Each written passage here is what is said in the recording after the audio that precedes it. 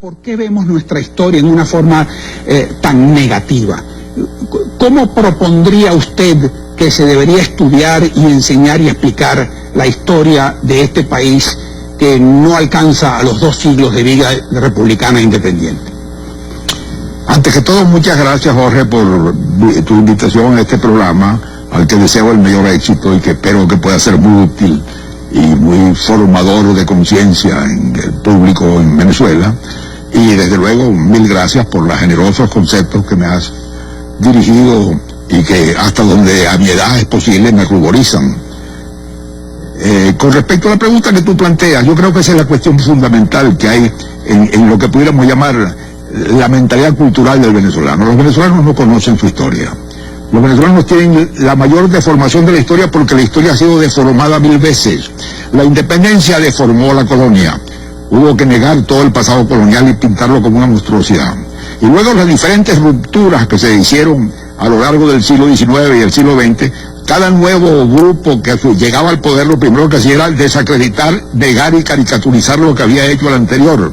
De modo que hubo una especie de empresa nacional de demolición que hizo que surgiera una visión absurda. Y la visión general que tiene el venezolano es muy sencilla. Es la visión de que Venezuela fue un país con un pasado colonial insignificante, en el que por un gesto, un acto milagroso, se produjo la generación de la independencia, que hizo cosas increíbles, es decir, la epopeya, esa palabra tan significativa, ¿no?, que saca de la realidad lo que pasa, y que después de la epopeya cayó en una decadencia de la que no ha salido más nunca, que es lo que refleja, por ejemplo, el libro Época Terra, Memorias de un venezolano, de la decadencia.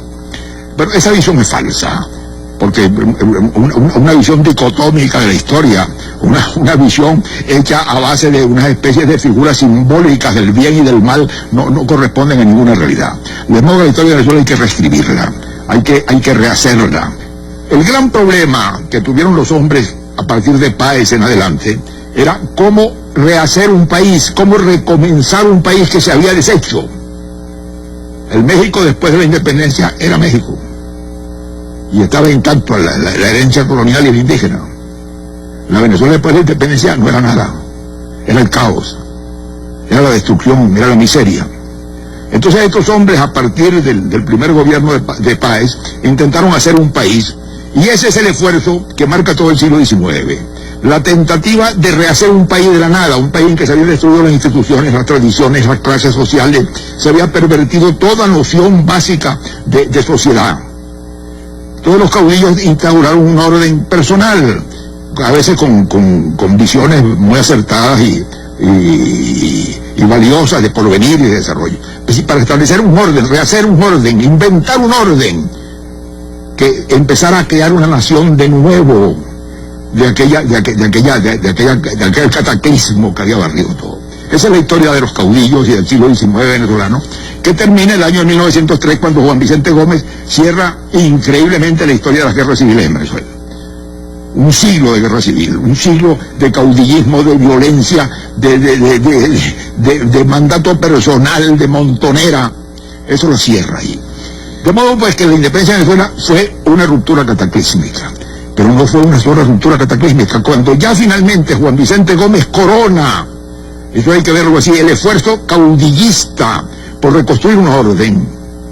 Y Juan Vicente Gómez recrea el Estado venezolano, crea la hacienda venezolana, hace una cosa muy importante, crea por primera vez un ejército nacional en Venezuela. La independencia de Venezuela fue la más costosa, la más sangrienta, la más larga, la más destructiva de todos los países latinoamericanos. Hubo países latinoamericanos que en 6 meses ganaron su independencia, y en los que la independencia no trajo ninguna transformaciones muy grandes sociales y económicas. En Venezuela la guerra dentro del país duró 15 años, más 5 años más posteriormente, porque Bolívar estaba el año 29 a la cabeza de tropas colombianas en la frontera del Ecuador. De modo que Venezuela hizo 20 años de guerra. Un paisito de 700.000 habitantes perdió la tercera parte de su población. Perdió toda la riqueza, perdió todas las instituciones, perdió todas las tradiciones, perdió todas las estructuras sociales y mentales que venían de 3 siglos del régimen español. Eso no pasó en ningún país latinoamericano. Y eso no lo vemos, los venezolanos no nos damos cuenta de las consecuencias de eso.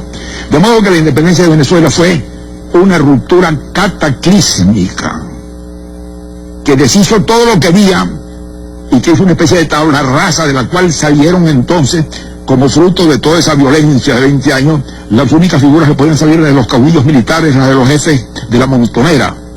Y entonces ahí se inicia ese siglo XIX de caudillos y de guerras civiles.